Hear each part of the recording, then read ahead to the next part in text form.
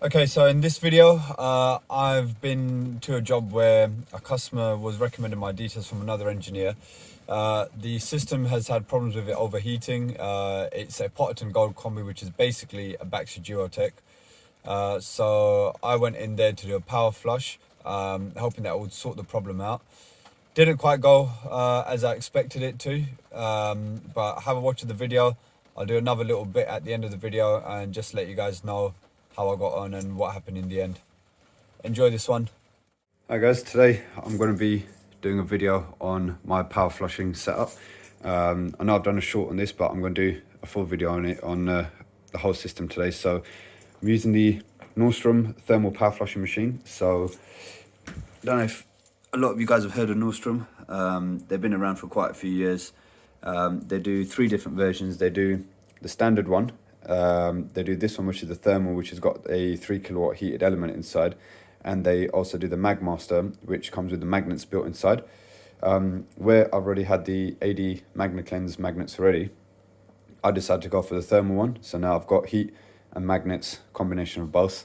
I've had to make up my own fittings for the MagnaCleanse to the Nordstrom because they're different size fittings. So they sent me all the fittings that I needed. I just took some of the fittings off the MagnaCleanse hoses and put them onto the Nordstrom ones and vice versa.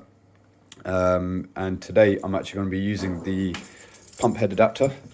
So I'm going to be taking that pump head off, putting this adapter on its place, and then you've got your inlet, outlet, whichever way around you want to do it when you're reversing the flow or whatever, because this boiler is overheating really badly on heating and hot water. So as soon as I try to fire it, literally within seconds, the temperature goes up to 90 plus degrees and it cuts out, and that's on both heating and hot water sides. So definitely got a blockage in the system. And I've advised the customer already that the power flush should hopefully help. If it doesn't, then the boiler may be beyond economical repair, but this is going to be the first step anyway, because even if I was to put in a new boiler, I'll be power flushing anyway. So at least this is half the process done. If it works and you get another few years out of the boiler, then that's a win-win. If not, at least we've done half the job, and then it's just a boiler swap to do. So I'm going to get it all set up, and then I'll give you guys another video to show you how it's looking. Okay, so I've got the pump head adapter put on there. So we've taken the old pump off. That's just on the side there. Pump head adapter. So that's our return coming back through the system, going into the magnet, one magnet, second magnet, going around the clear hose into the machine, and then it will come back out through the other black hose, and then through there, the bottom one, which will then push it up the return pipe through the main heat exchanger, and hopefully help in assisting in clearing out the actual boiler itself. So the machine itself is currently up to about 50 degrees. So we're just going to let that, it usually gets up to about 60 degrees. It takes about half an hour for it to get up to temperature, depending on what the temperature of the incoming mains water is anyway. So what I tend to do, get the machine, fill it up, turn it on. So it gives me time to just basically go around setting everything up whilst it's heating up. Otherwise, the first time I've done it, I set everything up, then turned it on, then I'm sitting around for half an hour waiting for it to heat up. But this way now I've got a bit of a routine going on. So yeah, I'm just going to let that heat up and then start circulating it, and then we'll see what the quality of the water is like. Slight change of plan. Put the pump head back on there because I found it wasn't enough to push it through the radiators, and it kept bypassing through the plate, even though I put the heating demand on to move the diverter actuator onto the heating side. I was getting heat down the flow pipe, but it wasn't actually going into the radiators, and when I used my thermal imaging camera, it was sort of stopping at this T, wasn't going anywhere.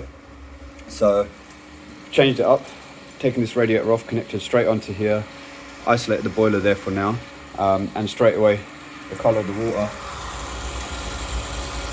speaks for itself, and we can feel the heat flowing through it already. I know you guys can't at the moment, but I'll get the thermal imaging camera out later on, so you guys can see how it's looking. The only thing is, as usual, because the system's been cold, that was at 60 degrees, but as soon as I've started it up, it's dropped down to about 20-30 degrees, so it should start heating up as it's going through. But obviously the system's been cold for ages, so it's dropped the temperature because it's all mixed, Now it's got to try and heat itself up again. And there's your hose. So that was clear, but as you can see, not so clear anymore, but we'll change that up. So I'm going to let this run, and then as I'm doing each radiator one by one, we'll see how dirty the pipes get. Right, so the Powerflush has been circulating for just over an hour, the whole system. Now I'm starting to isolate each rad one by one and agitating it. So I've done this one already. Next one we're going to move on to is the hallway one. So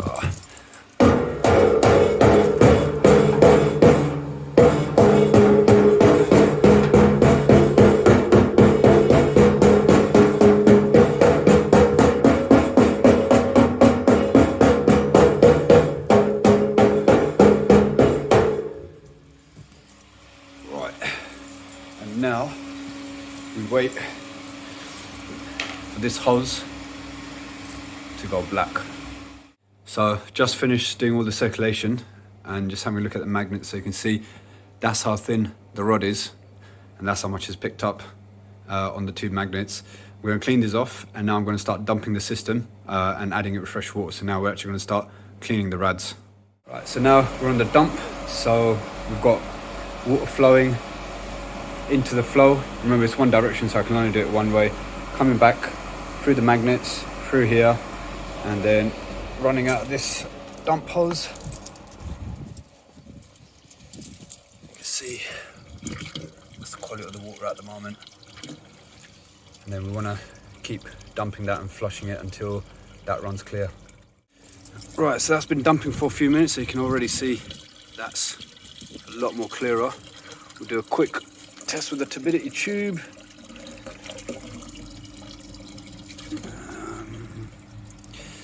So you can just about see the cross at the bottom there, but I'm not quite satisfied with how clear it is, so I'm going to let it keep dumping a bit more until that is crystal clear, and then we'll move on to the next radiator. Right, it's been going for another few more minutes. It's looking clearer than it was before, so let's try this again. Let's see how much I can collect in there. There you go, straight away. So now I'm happy with that. Move on to the next radiator. Right, so all the radiators are clean.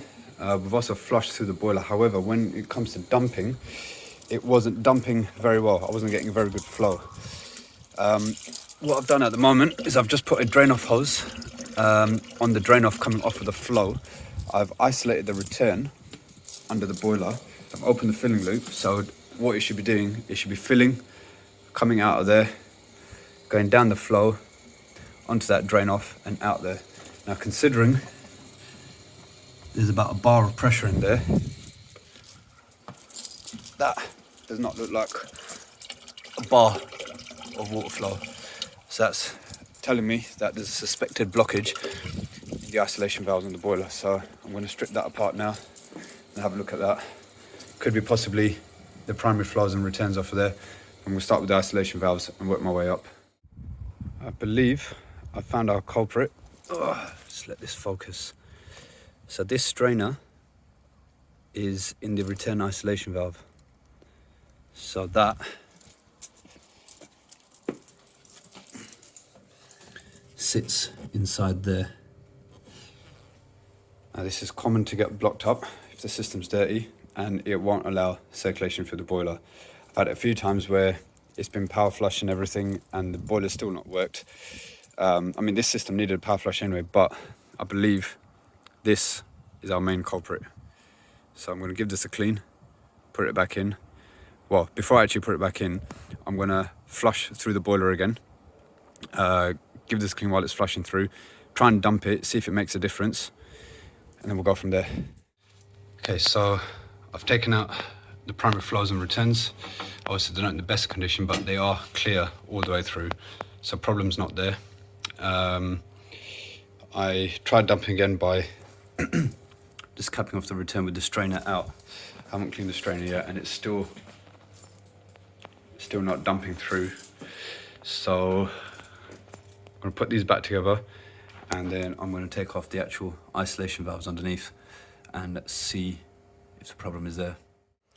Right, so I've taken the flow isolation valve off, and if I shine a light through there, so that isolation valve is clear. The pipe going through there is clear. I've stuck my finger down there as far as it can go, and yeah, there's no blockages in there.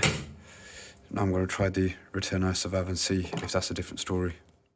So I didn't really get much more footage after that last video. Starting to get a little bit deflated because things weren't going as I expected it to. The customer wasn't really feeling that, what should I say, satisfied with the outcome either. Because after putting everything back together, the system was still overheating on both heating and hot water. I'd cleaned out the isolation valves. I cleaned out the strainer in the return isolation valve. I checked the primary and flow pipe, the primary flow and return pipes coming off the main heat exchanger. Everything was clear. So the only other culprit is going to be a blockage in the main heat exchanger. Now, I did explain to the customer everything beforehand that look, a power flush is not 100% guaranteed job. It does help in most situations, but this was one of those situations where unfortunately the power flush didn't resolve the issue. But they did have cover with British Gas, so it went back and forth a bit. British Gas was saying to them, oh no, because you didn't get the power flush done by us, we won't cover it. But I'd sent them photos and videos of everything that I'd been doing, so there was proof there that I had power flushed the system properly. In the end, it went sort of back and forth, but they agreed to change the main heat exchanger under the policy. Customer got the main heat exchanger changed, and then he messaged me afterwards saying that everything's working as better than it could ever be.